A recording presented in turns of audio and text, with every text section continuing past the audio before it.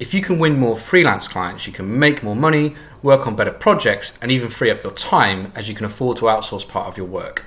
In this video, I outline 3 key tips you can start using today to close more deals.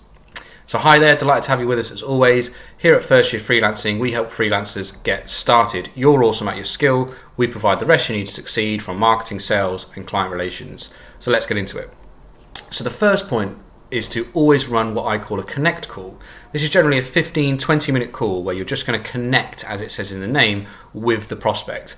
It's really just about establishing rapport, not qualifying them too much, but just seeing if there's a fit. Can you potentially provide a solution? And your goal of the connect call is to book the second call, the discovery call. And what you'll do is, if you feel that there's potential to work together, is book that call on the live connect call. Don't say, oh, I'll email you afterwards, everything easy to get lost. Book the second call, which I call the discovery call, on the connect call.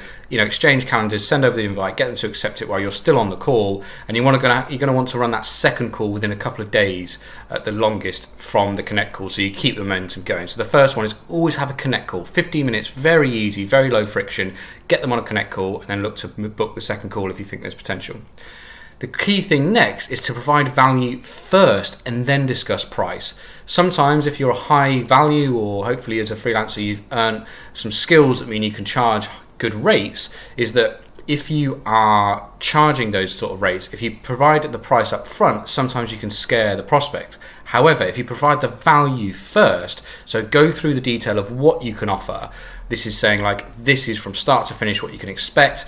These are some case studies, these are some testimonials. Really build up the value that you can provide, and after that point, then show your price. And the key thing about that is the price is going to be something that they're going to consider after being sold on you and your service already. Whereas if you go price first, you scare them, and then you give all the value and you're trying to qualify that price. Whereas before, you clearly build up the value to say, look, I'm well worth this investment. And then they start thinking, how can I afford it, rather than I can't afford it. So provide value first, then the price. And the key thing when you show your price, your rates, whatever it is, how you charge, is to pause.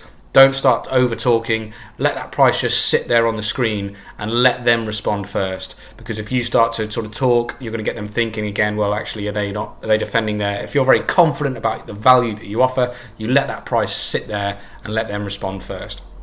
The final thing to do is, during your sales process, as you progress at each stage, you're going to want to outline clear next steps. Make it very simple and very clear what is expected of the prospect and what you will be doing to move that sales process forward. Often sales processes can get lost because it's not clear what's happening.